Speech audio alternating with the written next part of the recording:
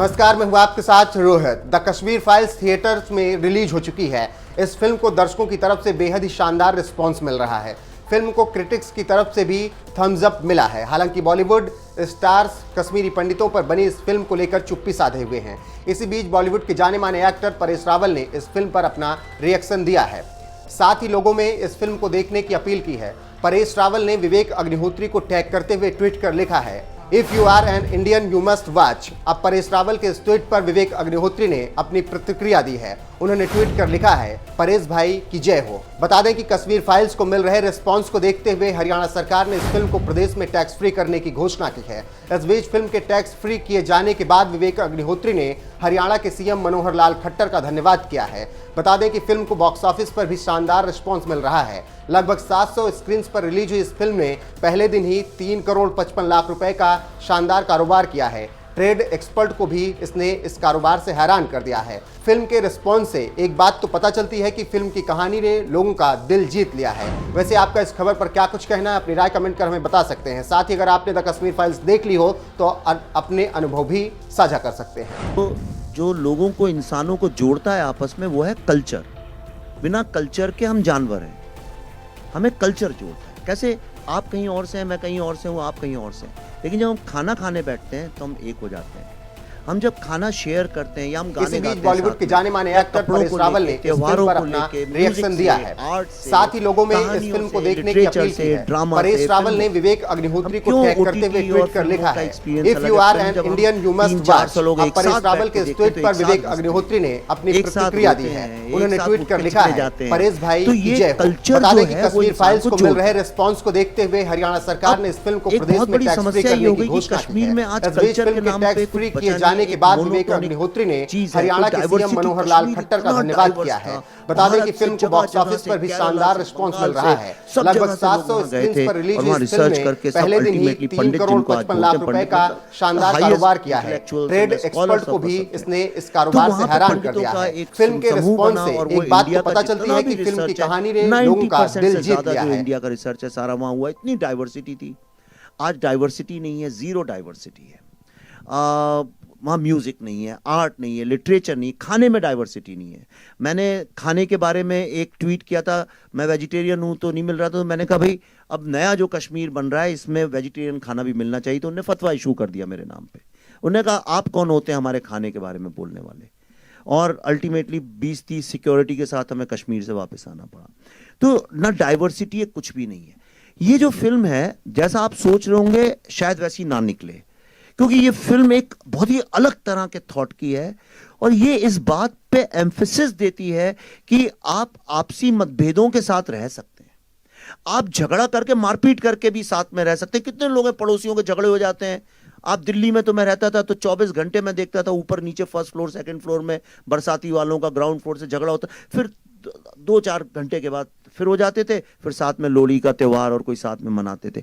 वो सब क्योंकि फिर साथ में जैसे गाना गाने लगे, अंताक्षरी हुई, एक फिर से दोस्त हो गए। आपकी शादी हुई, मैं चला गया, फिर दोस्त हो गए। लेकिन जब ऐसा कुछ भी नहीं है, सिर्फ एक खालीपन, विरावान सा है। और हम लोग भी जो जाते हैं, हम जाते हैं डल लेक पे सेल्फी खींचते हैं, गुलमर्ग में वापस चले आते हैं, हमें कुछ पता चलता नहीं है। यानी डाइवर्सिटी एक बहुत ही देखिए डेंजरस सिचुएशन ये है कि मैं आपको एक छोटा सा किस्सा बताता हूं, उससे आपको सब समझ में आ जाएगा।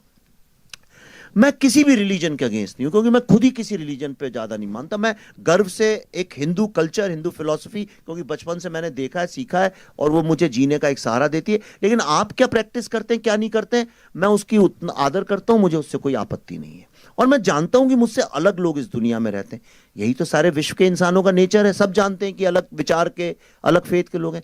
हम एक शूटिंग कर रहे थे तो पल्लवी एक शिकारा में बैठी हुई थी, और छोटी 1-2 बच्चियों को हमने बुलाया था, 8-9 साल, 7-8-9 साल की, जो ज्यादा जानती नहीं है, बहुत ही इनोसेंट बच्चियां।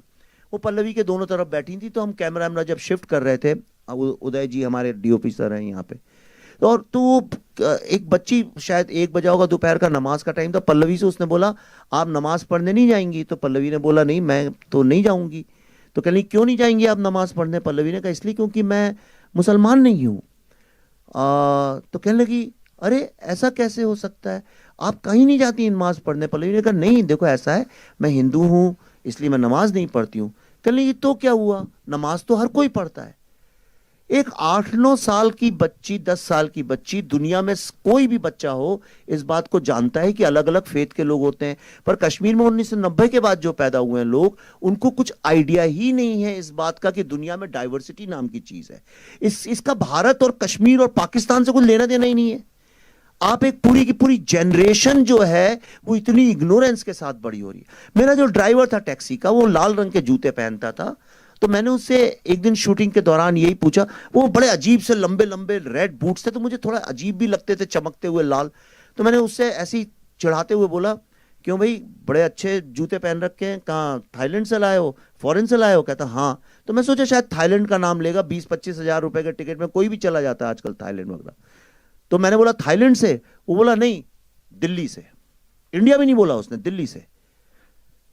और मैं यकीन से कह सकता हूं, थोड़ी तो मैं भी समझ रखता हूं इंसान की, मैं आपको गारंटी से कह सकता हूं उसने जिस इनोसेंस से बोला था, उसको आइडिया ही नहीं था इस बात का कि वो जो कह रहा है वो गलत है।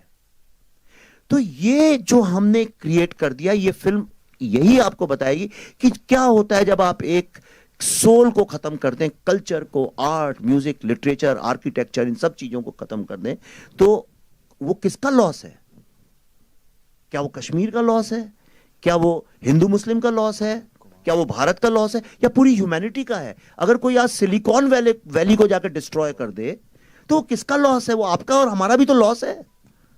लेकिन हम तब तक उसको अपना लॉस और डेंजर नहीं समझते जब तक वो गोरेगांव या बोरीवली तक आके वो खड़ा ना हो जाए आपके सामने, या दिल्ली में गुड़गांव या फरीदाबाद तक ना आ जाए। हमारे तो किसी और का प्रॉब्लम है, देख लेंगे। पर ये फिल्म देखने के बाद अपने जीवन में मैं गारंटी करता हूं आप कभी ऐसा नहीं सोच पाएंगे। So be prepared before you see this film. Vivek sir, Priyanka Singh, Dainik Jagran से। जब आप रिसर्च कर रहे थे फिल्म के लिए, आपने कहा था कि बतौर फिल्म मेकर मुझ में एक बदलाव आएगा, और अभी थोड़ी देर पहले भी आपने एक शब्द का इस्तेमाल किया अपने लिए, अपना नाम आपने कहा विवेक अग्निहोत्री 2.0 वर्जन। तो क्या बदलाव है पहले विवेक अग्निहोत्री में और 2.0 वर्जन जो है, दोनों में क्या बड़ा बदलाव एक हुआ है? मुझे ज्यादा बोलने की जरूरत नहीं है, आप बस ट्विटर में जाइए और जिस डेट को मैंने इसका रिसर्च शुरू किया था उस डेट के पहले मुझे देखिए, उसके बाद देखिए। सारा ये क्रिएटिव कॉन्शियसनेस, सुबह स्पिरिचुअलिटी की बात, उसी के बाद सारी शुरू हुई है। पर एक जो बदलाव मेरे में, पल्लवी में, हमारे दोनों बच्चों में जो आया, क्योंकि हमारे दोनों बच्चों को हमने इसलिए इन्वॉल्व किया था, ट्रूथ कितना भी ज्यादा कड़वा हो, कुछ हो, यही उम्र है 18-19 साल की, जब तुम्हें समझ में आना चाहिए कि क्या होता है जब ह्यूमैनिटी नहीं होती है। मेरा विश्वास कल्चर, आर्ट, लिटरेचर, इन चीज़ों पे इतना ज़्यादा बढ़ गया है, मुझे समझ में आ गया है वही सोसाइटी सबसे ज़्यादा सुखी है जहाँ पे डाइवर्स कल्चर है, डाइवर्सिटी जहाँ पे है। आज भारत, सब कहते हैं 5000 साल से we have survived the oldest civilisation in the world. क्यों है? क्योंकि इतनी डाइवर्सिटी दुनिया में कहीं भी नहीं है जितनी हमारे यहाँ है। तो मेरा विश्वास डाइवर्सिटी पे बढ़ गया है। और मुझे एक बात तो ज़रूर समझ में आ गई है कि हम ह्यूमैनिटी, ह्यूमन राइट्स की बात करते हैं। मैंने तो अपनी जिंदगी में जिस ह्यूमैनिटी की हम बात करते नहीं देखी।